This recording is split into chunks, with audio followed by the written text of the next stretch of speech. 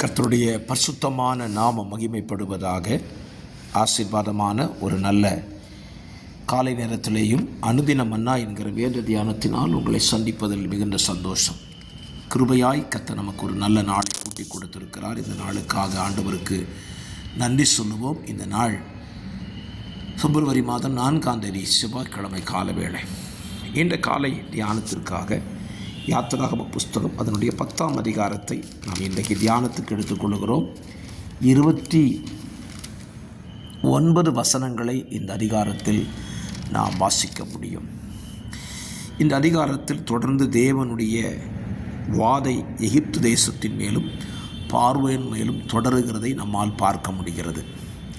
இன்றைக்கு நம்முடைய தியான வசனம் என்ன என்றால், தேவன் தம்முடைய ஜனத்தை ஆராதனைக்கு அழைக்கும் பொழுது எப்படி அழைக்கிறார் என்றால், குடும்பமாக புருஷர், மனைவி, பிள்ளைகள், ஆடுகள், மாடுகள் எல்லாரும் சேர்ந்து போய் தான் கர்த்தருக்கு ஆராதனை செய்யணும். ஆனால் பார்வோன் என்ன சொல்லுகிறான் அப்படின்னா, ஒவ்வொரு தடவையும் ஒவ்வொரு காரியத்தை சொல்லுவான். ஒரு தடவை சொல்வான், புருஷர்கள் மாத்திரம் போருங்கள், புருஷரும் ஸ்திரீகள் போங்க, பிள்ளைகள் போங்க, மாடுகளை நிறுத்துங்கன்னு சொல்லி முழுமையாய் தேவனை ஆராதிப்பதற்கு பார்வோன் சம்மதிக்கவே இல்லை. இந்த அதிகாரத்தில் அதற்கு ஒரு உதாரணத்தை சொல்லுகிறான், வாசிக்க முடியும். ஸ்தோத்திரம் 11ஆம் வசனத்தில், அப்படி வேண்டாம், புருஷராகிய நீங்கள் போய் கர்த்தருக்கு ஆராதனை செய்யுங்கள், இதுதானே நீங்கள் விரும்பி கேட்டது என்று சொன்னான். பார்வோனுடைய குறிக்கோளை பாருங்கள், புருஷர்கள் மட்டும் கர்த்தரை ஆராதித்தால் போதும். இது அந்த காலத்திலே பார்வோன் செய்த கிரியைகள் நாம் வாசிக்கும் பொழுது புரிந்து கொள்கிறோம். இன்றைக்கும் பார்வோனாகிய பிசாசு இன்றைக்கு என்ன செய்து கொண்டிருக்கிறான்? ரட்சிக்கப்பட்ட குடும்பங்களை பார்த்து அவன் சொல்லுகிற வார்த்தை அதுதான். இன்றைக்கு புருஷர் கணவன் மாத்திரம் சர்ச்சைக்கு போங்க, அடுத்த வாரம் மனைவி போகலாம், அதுக்கு அடுத்த வாரம் பிள்ளைகளை அனுப்புவோம். இப்படி இவங்களுக்குள்ளேயே ஆராதனைக்கு செல்வதில் பாகப்பிரிவினையை உண்டாக்கி கொள்ளுகிறார்கள். நான் தெளிவாய் சொல்லுவேன், என்னுடைய வார்த்தையை கேட்கிற நீங்கள் யாராயிருந்தாலும் சரி, ஆராதனைக்கு செல்வதில் நீங்களே உங்களுக்குள் பாகப்பிரிவினையை உண்டாக்குவீரானார் உங்களுக்குள் செயல்படுவது பார்வோனின் ஆவிதான் என்பதை புரிந்து கொள்ளுங்கள். ஆராதனைக்கு செல்வது என்பது கணவன், மனைவி, பிள்ளைகள் சேர்ந்து போய் கர்த்தரை ஆராதிக்க வேண்டும். இதில் ஒருத்தர் கூட நிற்கக்கூடாது. மோசே தெளிவாய் சொல்லுகிறார், ஒருத்தர் கூட நிற்க மாட்டோம். அந்த காலத்தில் தேவனை ஆராதிக்க போகிறதுக்கு ஆடு மாடையும் கூட்டிகிட்டு போகணுன்னு சொன்னாங்க. ஏன்னா பலி செலுத்துவது ஆடு மாடு தான் பலி செலுத்துவாங்க. இன்றைக்கி அப்படி இல்லை. இன்றைக்கி நம்ம தேவனுக்கு பலியாக ஒப்பு கொடுக்க வேண்டும்.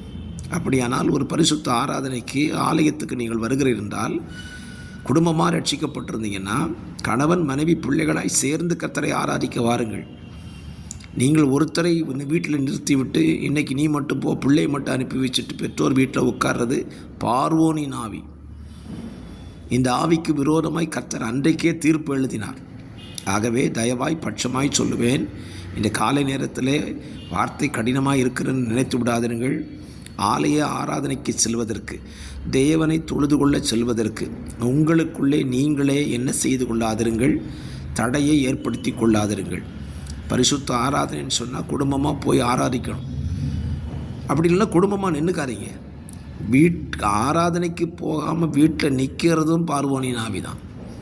அவன் என்ன சொல்கிறான், நீங்கள் தேசத்திலேயே பலியிடுங்க. இன்றைக்கி ஒரு டெக்னிக்கல் கண்டுபிடிச்சிருக்காங்க பாருங்கள். ஆராதனை வீட்டிலே உட்காந்து ஆராதிக்கிறது.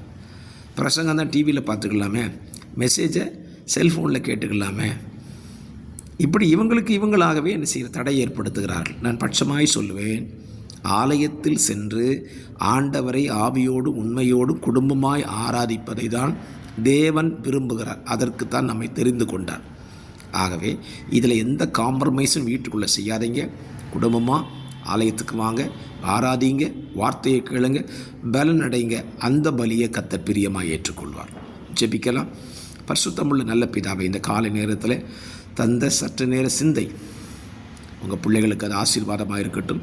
தகப்பனே, உங்களை ஆராதிப்பதற்கு எங்களுக்குள்ளே நாங்கள் எந்த காம்ப்ரமைஸும் செய்து கொள்ளாதபடி குடும்பமாய் போய் தேவனை ஆராதிக்க உடைய பிள்ளைகளுக்கு அனுக்கிரகம் செய்யும். வார்த்தைகளை கேட்கிற பிள்ளைகளை ஆசீர்வதியும். இயேசுவின் நாமத்தில் பிதாவே. ஆமென். ஆமென். God bless you.